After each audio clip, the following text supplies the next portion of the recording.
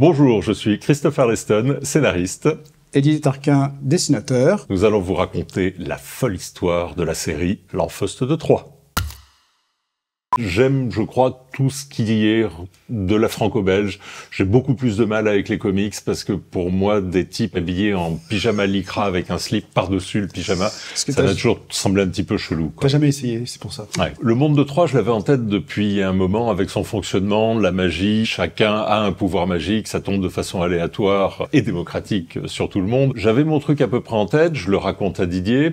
Ce qu'il y a d'assez drôle, c'est que je lui raconte un autre scénario au même moment. Il était beaucoup plus enthousiasmé par l'autre scénario, mais j'insistais quand même et finalement je crois que c'est sans regret. Hein. Non, clairement. Et donc j'écris le premier album en une semaine, vraiment. Ça sort de façon très très fluide.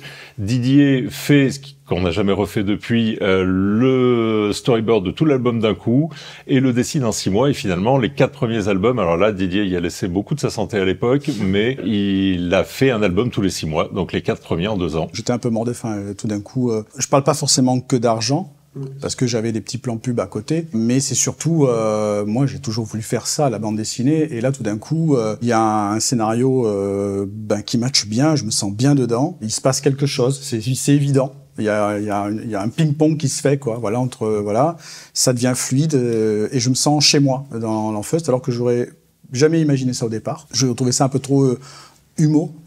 Mais en fait, je pense que je suis vraiment fait pour ça. Comment 2 personnes qui ont pas forcément au départ la même culture et qui peuvent faire éventuellement la même bande dessinée, c'est l'imagination. Il y a des imaginations qui sont compatibles, des personnalités, des caractères qui sont compatibles aussi. Et j'ai presque envie de dire tant mieux. Si on avait fait la même chose, peut-être que ça n'aurait pas eu justement, on n'aurait peut-être pas eu le succès de l'Enfeuste en ayant la même culture. Je me suis retrouvé à dessiner des choses que je n'avais pas du tout imaginées, et je pense que Arleston s'est retrouvé face à un dessin ou une mise en scène qu'il n'avait peut-être pas forcément imaginé au départ.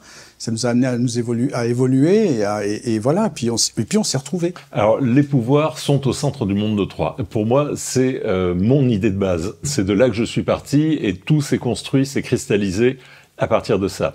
C'est-à-dire que je regardais la fantaisie telle que j'en voyais autour de moi et ça me plaisait pas du tout. Ce qui me plaisait pas, c'était que ça véhiculait beaucoup, je trouvais, un fond un peu réac, hein, pour dire les choses tout simplement. C'est-à-dire que l'héritier de la couronne qui doit vaincre son méchant tonton qui a essayé de le spolier, mais heureusement il a été élevé par des paysans, mais il a une tache de vin qui permet de reconnaître que c'est bien lui l'héritier, parce qu'en plus il y a l'épée en terreau au fond du jardin. Enfin bon, tout ça, je trouvais ça insupportable. Et moi, j'avais envie de parler d'une société de fantaisie avec la magie au centre, parce que dans la fantaisie, il y a la magie, mais une magie qui soit à la fois partagée, je dirais, pas de façon égalitaire, mais de façon random. C'est-à-dire que chacun a un pouvoir qui peut être important ou pas, et au-dessus, on a une autorité de régulation qui n'est pas un empereur, ni un roi, ni quoi que ce soit. C'est un collège d'intellectuels qui se bouffent le nez, parce que j'ai vu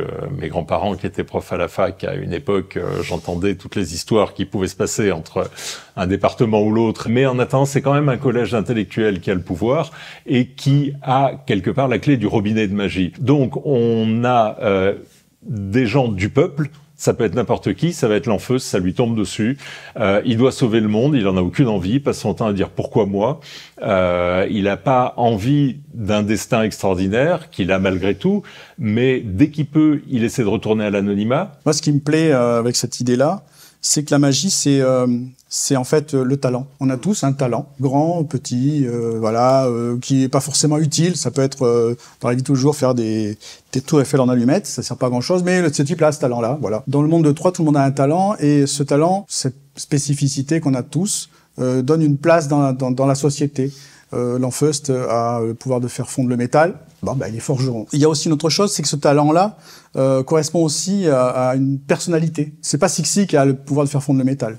Sixi, elle a un pouvoir qui lui ressemble. J'ai envie de dire, elle souffle le chaud et le froid sur les gens et fait un peu ce qu'elle fait avec l'eau aussi. Sian, elle a ce côté très maternel, protectrice. Son talent lui ressemble. C'est un talent de guérison. Et c'est ça que j'aime aussi, c'est que c'est une manière aussi de personnifier les personnes, de chaque personnage, de les creuser plus, en fonction aussi de leur talent et de la place qu'ils prennent dans cette société. Et puis l'Enfeuste, c'était cette aventure à laquelle Il fallait mettre un point final parce qu'on feuilletonnait d'album en album, donc on allait jusqu'à ce tome 8, mais après, évidemment, on voulait continuer, donc faire un zoom arrière, partir dans les étoiles, raconter des histoires encore plus vastes, et puis on n'a jamais arrêté. Le ton de l'Enfeust a changé. Au moment où on crée l'Enfeust, c'est vrai qu'on est dans les années 90. On est au moment où on parlait de la fin de l'histoire, le mur était tombé, l'humanité allait vers un avenir radieux, tout le monde était extrêmement optimiste, et c'était une période où on se posait l'avenir comme quelque chose de forcément positif. Et puis, dès le tournant des années 2000, l'avenir s'assombrit. On commence à sentir que les rapports nord-sud se tendent, que tout ne va pas être réglé rapidement. Et nous, ça correspond au moment où on rentre dans l'Enfeust des étoiles. Et je crois que le ton un peu plus sombre de l'Enfeust des étoiles vient aussi du fait que le contexte commençait à être un peu plus sombre. Alors, on est fatalement concerné par ce qui se passe. On est aussi des citoyens. Et puis, il y a aussi une autre chose aussi, c'est que le personnage de l'Enfeust, de Sixi, tous ces personnages-là ont déjà eu une histoire, celle de l'Enfeust de Troie. Ils ont donc eux aussi mûri, et il y a des choses qu'ils ne peuvent pas faire comme avant, c'est pas possible. C'est un truc qu'on a en commun, c'est-à-dire que quand il y a la création d'un personnage, alors il y a évidemment son descriptif, son rôle, tout ça, il a un nom, et c'est vrai que tant que ce personnage-là n'a pas de nom, j'ai presque envie de dire c'est que du papier, et c'est un peu comme dans la vie. Je pense qu'on fonctionne très comme ça, en fait. C'est comme serrer la main à quelqu'un s'il a une main molle ou ferme, et puis il va nous dire son nom, et tout d'un coup, il va y avoir une espèce de connexion qui va se faire. Et en fait, il s'avère que c'est peut-être ça aussi qu'il y a plus dans l'Enfeust, c'est que les personnages qui sont dans l'Enfeust ne sont pas des personnages de papier. C'est des personnages qu'on a rencontrés, ils ont un nom. Alors, le nom de l'Enfeust vient d'un petit hameau qui est à côté du Conquet, dans le Finistère. Un endroit où je suis passé la première fois par hasard en allant prendre le bateau pour l'île d'Ouessant. Et ce nom m'a marqué. Et pendant longtemps, j'ai beaucoup utilisé la carte Michelin du Finistère pour attraper des noms, y compris Eckmühl, puisque c'est un phare qui est par là-bas. Je trouvais que ces noms bretons, celtiques, sonnaient bien dans les univers que j'avais. Ça marche mieux que Clermont-Ferrand. Ça marche mieux que l'Enfeust, oui, Clermont-Ferrand de Troyes, oui. Ouais. Troyes, ça m'est venu tout simplement un ami romancier qui me disait que dans les titres populaires, un truc qui fonctionnait bien, c'était machin 2 trucs. Donc j'avais l'Enfeust 2, et puis après 2, 3. Voilà, tout simplement. Allston est un homme de lettres, mais un homme de chiffres. C'est la première fois qu'on allait signer l'Enfeust qui venait de sortir. Ouais. Et d'habitude, on avait 2-3 personnes devant nous, chacun, voilà. Et là, on demande où on est placé, on nous indique une direction, et on voit une foule énorme. Et à ce moment-là, on se dit tous les deux, merde, ils nous ont mis à côté de Margerin, personne va pouvoir accéder jusqu'à nous. Sauf qu'en s'approchant, on voit parmi les derniers de cette foule, c'est notre bouquin qu'ils avaient sous le bras. Et là, à ce moment-là, on s'est regardé, je crois qu'on s'est même pas parlé, on s'est regardé, et on s'est fait la bise sur la bouche et tout. Et tous les deux, on a compris que, il était en train de se passer un truc énorme à ce moment-là. Ouais. Il y a une passation dans l'Enfeust. On voit arriver des publics qui se renouvellent, on voit arriver des parents avec leurs enfants, on voit arriver des gamins qui nous disent « j'ai découvert l'Enfeust par mes parents ». Enfin, on fait partie maintenant des grands classiques. C'est comme ça qu'on nous qualifie. Alors ça, c'est des choses qui nous appartiennent pas. Nous, on fait un album, on s'amuse. Ça devient ensuite un produit et un album qui sort. Et après, ça devient ce que les gens en font, quoi. Et ça leur appartient. C'est vrai qu'on a maintenant un public qui a changé, un public qui a évolué. L'Enfeust fait partie de leur vie.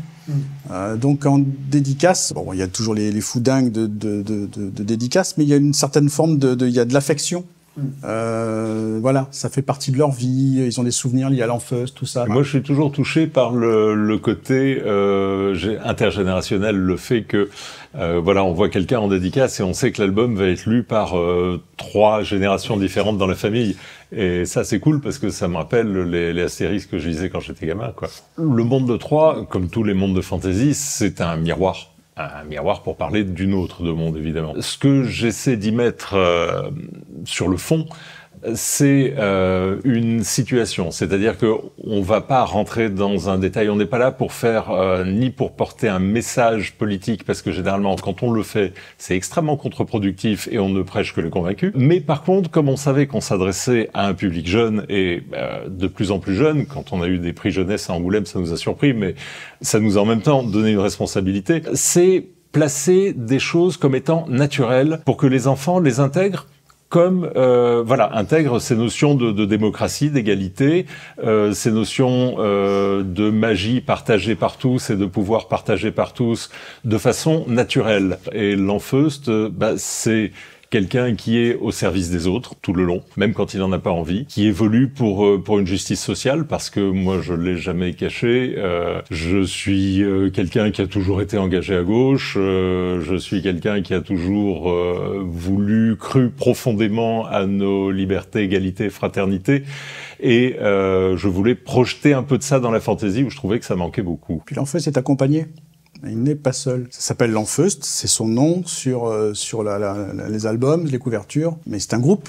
Et la force de l'Enfeust, c'est qu'il est accompagné par les bonnes personnes. En fait, avec Arleston, même dans l'Enfeust, mais aussi dans tous ses scénarios, c'est les individus qui sont au centre, et si possible des groupes d'individus. Alors il y a des interactions, ça amène de l'aventure, de l'humour, mais ça amène aussi les solutions. Dans l'Enfeust de Troyes, en tous les cas, quand tout ça est imbriqué, c'est-à-dire qu'en fait les gens ont un pouvoir, mais ce pouvoir, même si ce sont des humains, ne leur vient ni de la technologie, ni de l'intelligence, ni quoi que ce soit, ça vient de la nature.